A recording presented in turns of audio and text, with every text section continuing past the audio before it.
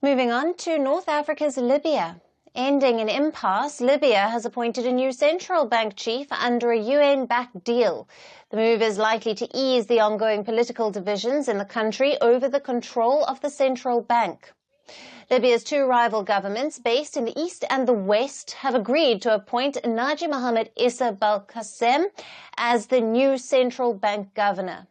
Members of Libya's east-based parliament unanimously voted for the approval on Monday, and Libya's Tripoli-based government in the west is also signatory to the UN-backed deal.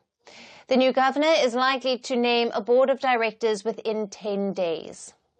Since 2014, Libya is governed by two rival administrations. UN-recognized Tripoli-based government led by Prime Minister Abdulhamid Dbeibeh in the west, and Benghazi-based government led by Libyan military leader Khalifa Haftar in the east.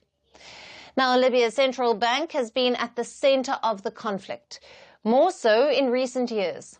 Both of the sides want control over the bank. Now, this is because Libya's central bank dominates its economy.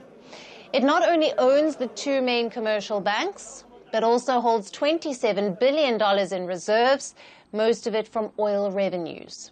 It is also the only globally recognized depository for Libyan oil revenues, which is a vital source of income for the war-torn country.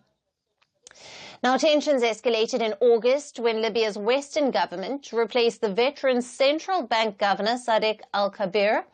He had been at the helm of the central bank since October 2011. Following the NATO-backed uprising that ousted dictator Muammar Gaddafi.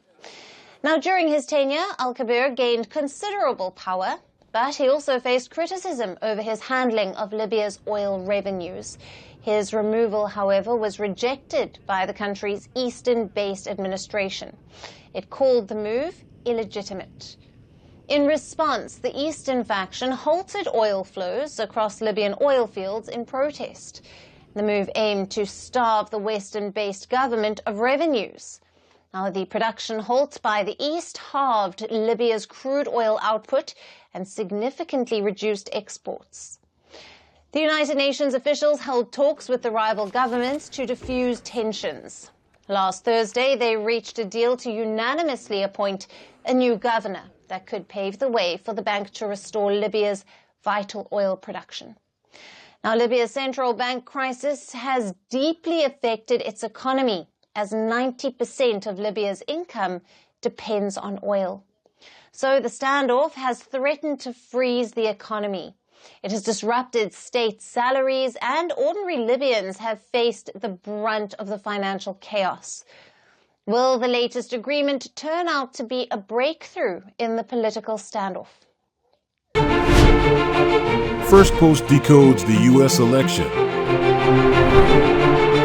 explains how America chooses its president, your primer on the race to the White House,